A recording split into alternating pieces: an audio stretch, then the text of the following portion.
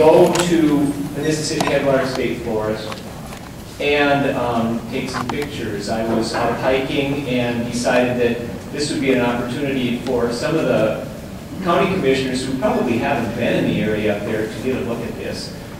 So what I'm doing is I'm handing out some of these things to the county commissioners. I do have a few for media if you'd like them as well. I have a few left here.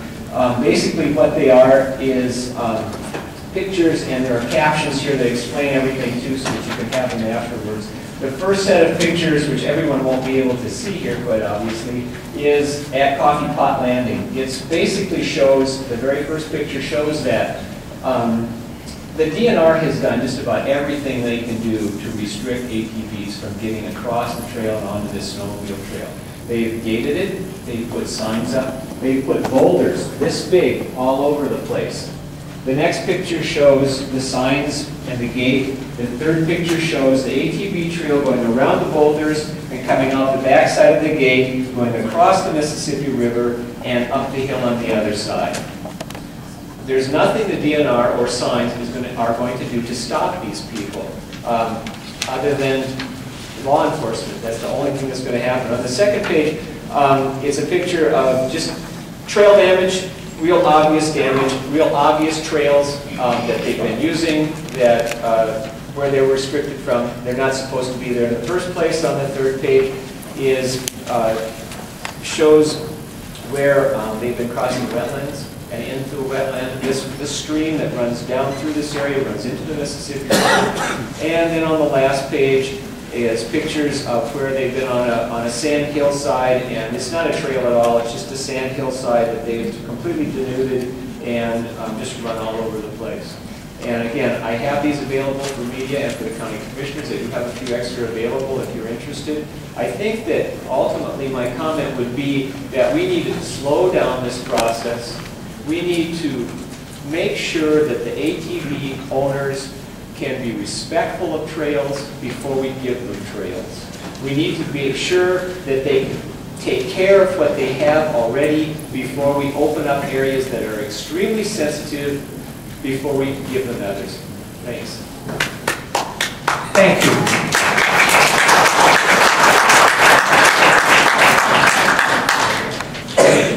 Next.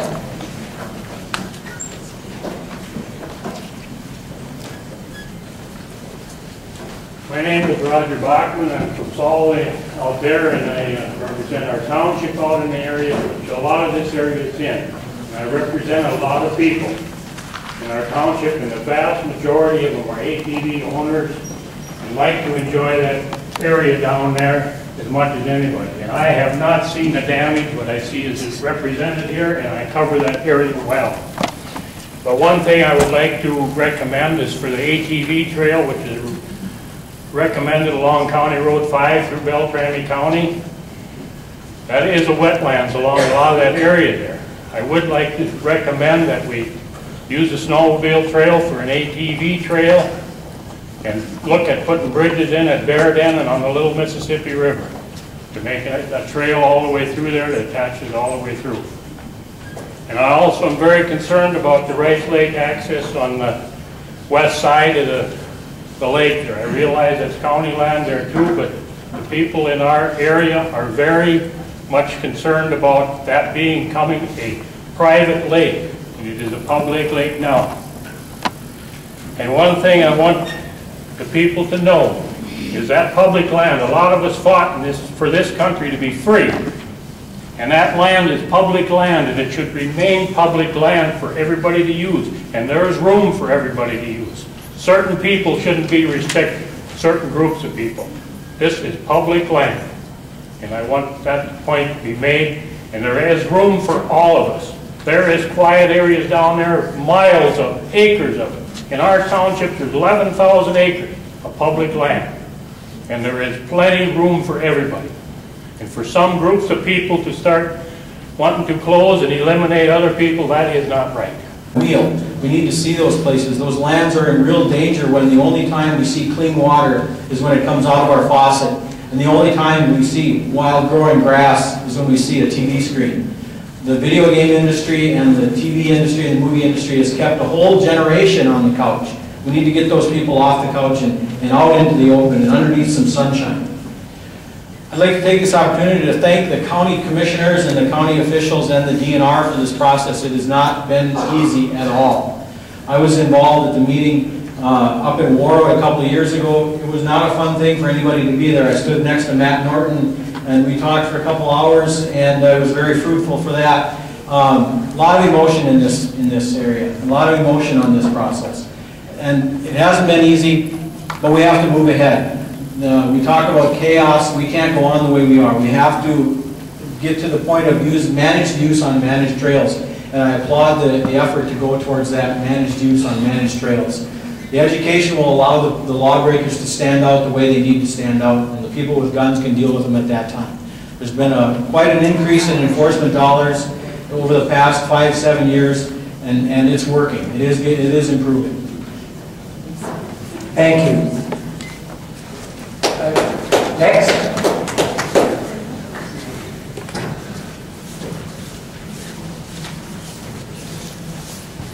I'm Lou Klish, and I live in Jones Township in Salt Lake.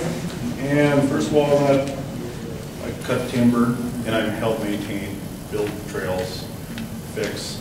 But there's one thing in that, the cost in that, to supervise and that over what happens to these trails and that is such a great amount that comparable to if we just spend just a little bit, a load of rock or maybe a couple hours with a small machine and that to fix just a small trouble spot.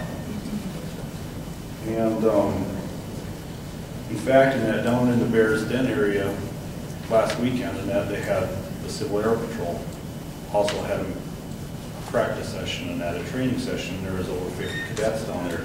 They use that area and that down at the high banks. And so why close something like that off and that if everybody in that can use an area in that? There's only a couple people in that might destroy something, but you always got just a small amount of work in that to put it back together. And there's a lot of people in that come up here from the cities that got cabins, that rent, that buy gas, ATVs, everything else. I mean, they bring a lot of money back into this economy. And if there was just some of that stuck around and put it back into the trails, I think it'd be way better off. Thank you.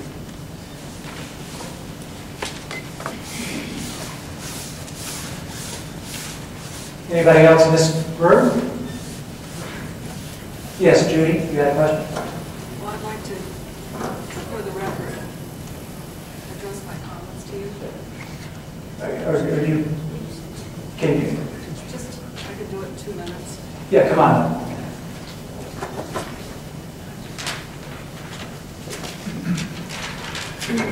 My name is Judy Johnson, and I live in Beltrami County. And I first became aware of this issue 12 years ago. Louder, please. I first became aware of the off-highway vehicle use about 12 years ago, as many of you have, perhaps. And I just wanted to make some references to some of the letters I've written over time. And I'll just I'll start with, I've written a lot. But I think the first comments I gave were back in 1998, May 1998. And it's the same issues today, 10 years later. Are we going to be here 10 years from now? Again? The things that we've talked about tonight, I mean, they're just, maybe there has been, maps and plans, and all this and that and the other thing, and I'm confused like some of the other people are as to it all. But I would suggest, finally, 10 years we've had OHVs going all over the place, so it's not like, it's getting worse. And so these things have to be addressed. It has nothing really, we have huge problems, and it doesn't take a rocket scientist to go through many of these areas and find out that they are in need of repair. And, but I'll go back, I'm just going to read the comments on some of the, that I made in my first letter. off-highway vehicles on 4 million acres of state land, forest land. I've traveled through some of our state-owned forest lands and have observed OHVs, usually four-wheelers, enter DNR forestry lands and make very eroded trails.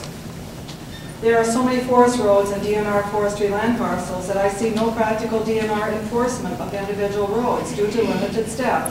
Therefore, I see as the only choice being closed. Forest roads are open to licensed highway vehicles only, all trails closed. Random use of our state forestry road system by OHVs can seriously impact wildlife by their accelerated speeding down roads and trails like a racetrack. Anyway, finally, I hope that we're able to address some of these issues, and you've heard them tonight. And I think that we've been dragging our feet long enough. So, as just one little thing, I think this, or big thing, I think the Mississippi Headwaters State Forest should be closed. Period. So, anyway, another letter I wrote was back in 2001, and I don't know, I don't really want to continue writing any more letters, okay? I understand. Thank you for your comments. You bet. Bye-bye.